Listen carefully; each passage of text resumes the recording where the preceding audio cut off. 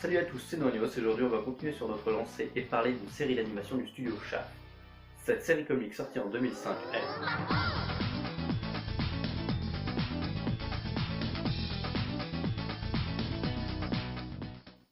Funny Pony Dash est un manga de Heikiro Heikawa, manga dont on ne va pas parler aujourd'hui.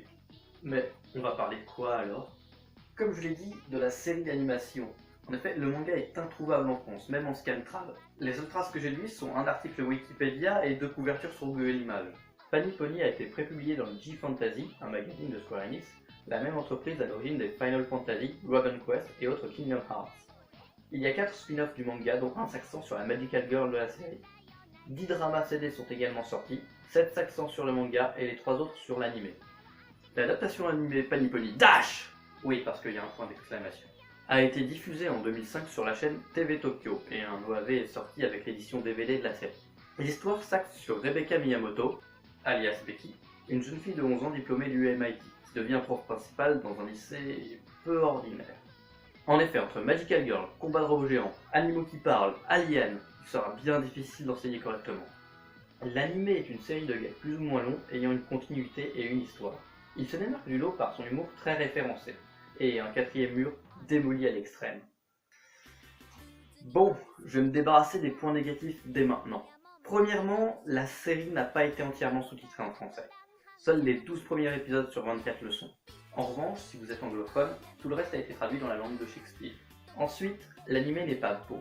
Attention, je ne parle pas ici du style graphique qui n'a lui rien à se reprocher. Je veux juste dire que c'est sorti en 2005, et bien que ce soit déjà en 16/9, la résolution n'y est pas. Ça, c'est fait. Maintenant, le gros morceau, les points positifs. L'anime est drôle, très drôle et plein d'absurdités. Il n'hésite pas dans ses gags, va à fond dans ses références, et un type d'humour que je n'avais vu dans aucun autre type de production. Aucun épisode ne m'a laissé de marbre, il trouve toujours le moyen de faire rire. Se rapprochant un peu de Nichijou dans le fond tout en étant son précurseur, il ira cependant plus loin que ce dernier. Par exemple, si un robot géant doit apparaître, il apparaîtra. Puis vient l'OST. Tous les openings et endings sont bons, et les quelques insertions ça et là relèvent encore un peu plus le tout. Et, le plus important, elle colle parfaitement à l'ambiance, tantôt comique, tantôt faussement héroïque, voire mélancolique. Ensuite, comme j'en parlais tout à l'heure, le style graphique et l'animation. Ils collent parfaitement à la série eux aussi, et rendent le tout dans un style décalé à point.